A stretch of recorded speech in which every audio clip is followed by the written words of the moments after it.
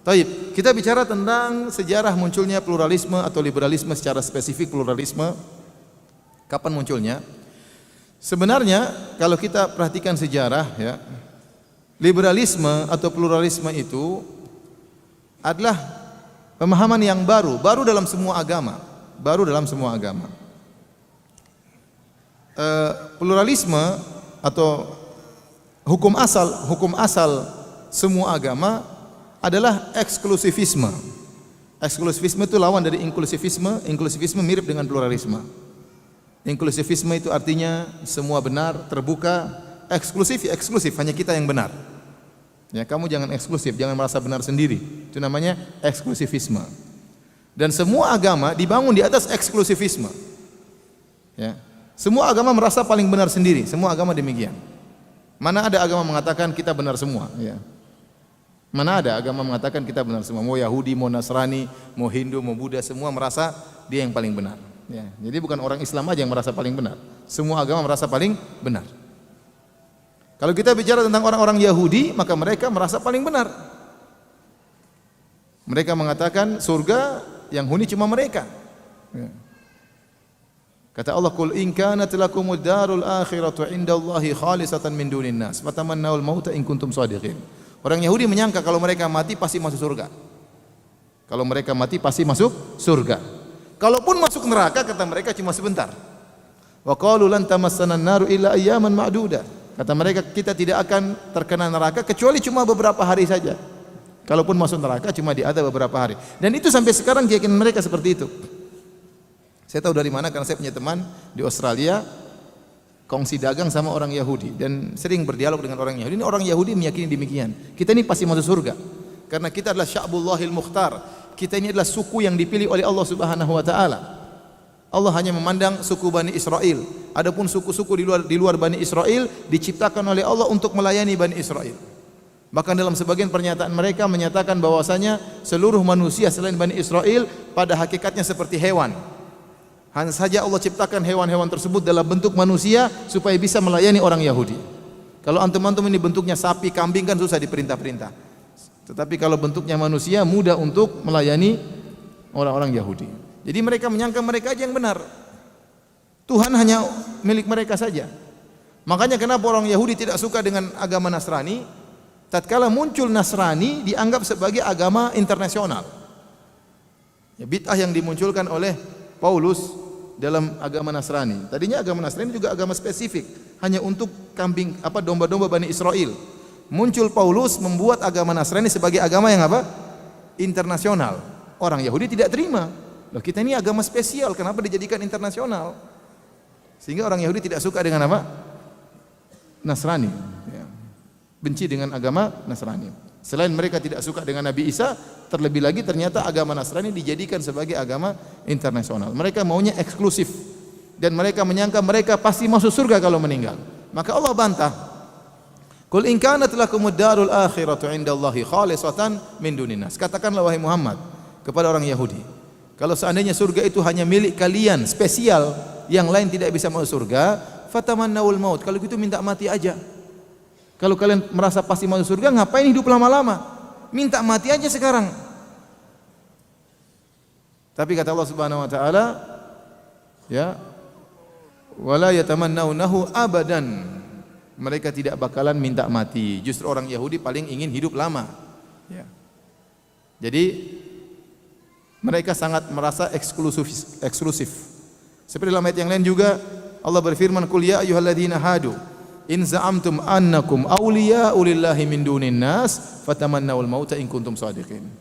Katakanlah wahai Muhammad kepada orang Yahudi, kalau kalian merasa kalian hanya wali-wali Allah cuma kalian dan kalian merasa masuk surga pasti kalau mati pasti masuk surga, maka mintalah kematian. Namun mereka tidak pernah minta mati. Jadi liberal susah masuk dalam Yahudi. Saya ulangi, pemahaman liberal susah masuk dalam Yahudi. Pluralisme susah masuk dalam Yahudi. Ya, karena kalau timbul pluralisme, hilang keyahudian mereka. Hilang keyahudian mereka. Mereka merasa bangga karena eksklusif, bahwasanya Tuhan hanya milik mereka, Tuhan hanya untuk mereka, dan mereka hanya satu-satunya suku yang dihargai oleh Allah Subhanahu wa taala. Maka mustahil pluralisme masuk dalam Yahudi, mustahil. Mereka tertutup, eksklusif sampai sekarang. Sampai sekarang. Kalau ada orang Yahudi yang pluralis itu Yahudi bahlul ya. Yahudi tidak mungkin pluralisme. Taib. Kita bicara tentang Nasrani. Apakah Nasrani pluralis atau eksklusif? Yang benar Nasrani juga eksklusifisme. Merasa diri mereka eksklusif. Sebagaimana dalam pernyataan-pernyataan mereka. Mereka mengatakan bahwasanya tidak mungkin selamat kecuali melalui jalan juru selamat. Tidak mungkin selamat kecuali melalui jalan juru selamat, melalui jalan Nabi Isa alaihissalam. Mereka punya khurafat bahwasanya Nabi Adam alaihissalam telah mewariskan dosa warisan. Waktu Nabi Adam dan Hawa memakan buah khuldi atau mendekati pohon khuldi, maka mereka berdosa. Dan dosa tersebut diwariskan kepada setiap anak Adam.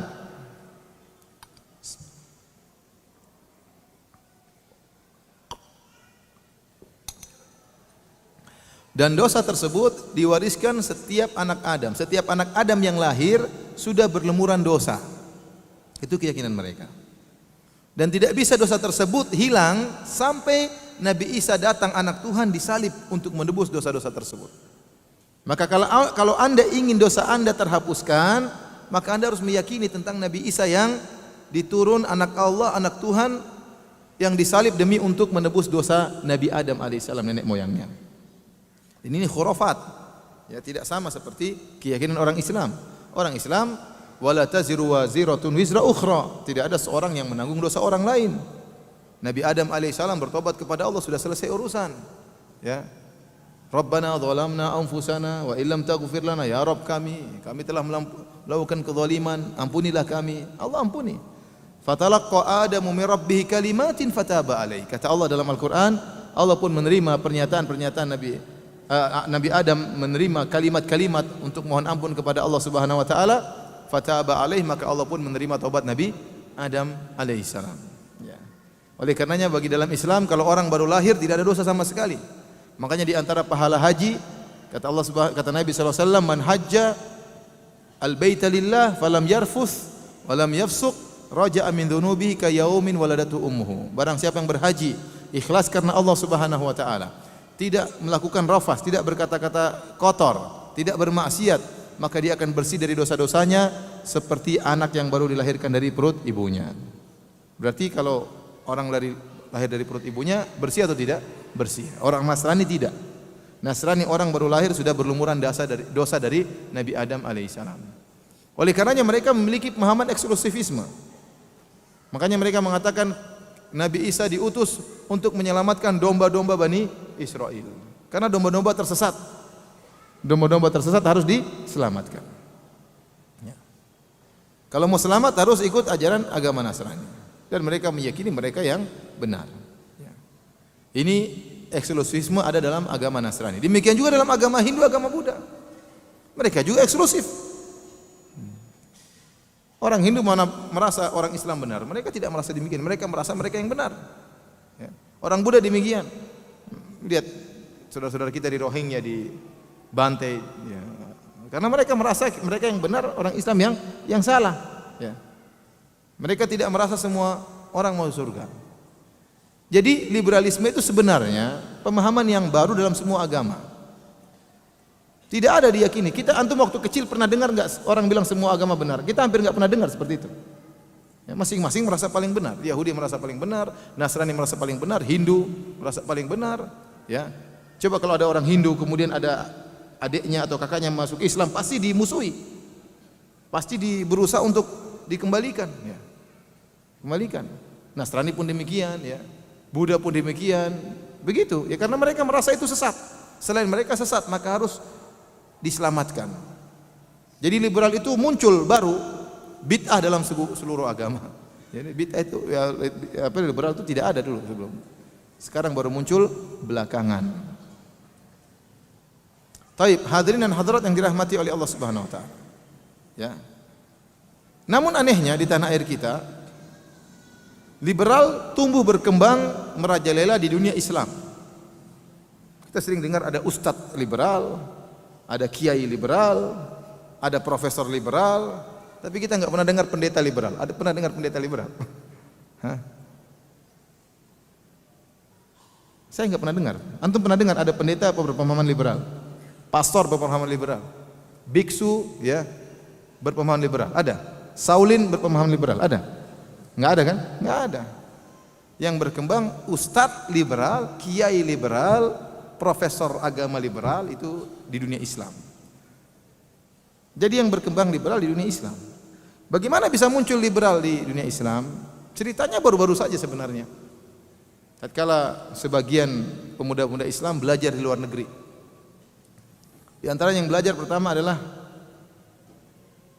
Harun Nasution. Ini angkatan liberal pertama, tapi dia masih dalam bentuk awal-awal peletak batu pertama liberalisme. Ya.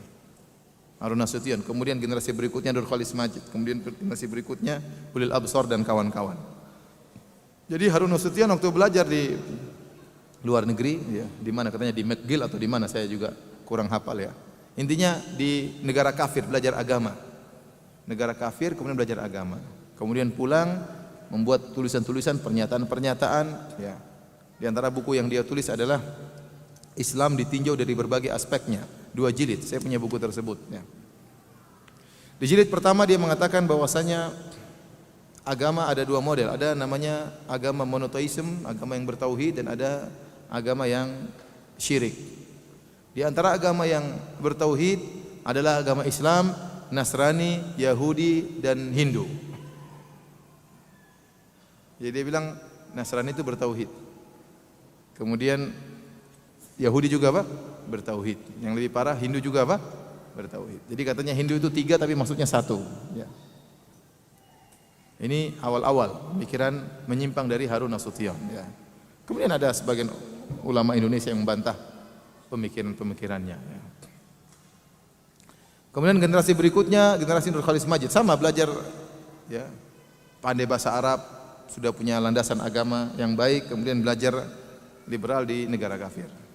Mereka belajar di negara kafir, belajar sama orang-orang orientalis. Orang-orang orientalis itu orang kafir yang belajar Islam untuk mencari kesalahan Islam. Dan ini secara akademis keliru. Seorang secara akademis kalau ingin belajar sesuatu, belajar pada pusatnya, harusnya demikian kan?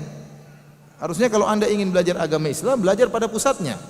Entah di Arab Saudi, entah di Mesir, ya. Entah di negara-negara Islam, itu namanya belajar Islam. Di mana pusat orang Islam, agar Anda tahu bagaimana Islam yang sebenarnya. Ya masa Anda belajar Islam di negara kafir? Itu namanya tidak akademisnya salah seperti itu.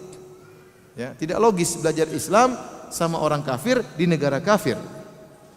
Jadi belajar Islam sama orang kafir dengan niat pulang untuk menyelamatkan kaum muslimin dari neraka jahanam, tapi belajarnya sama orang yang masuk neraka jahanam.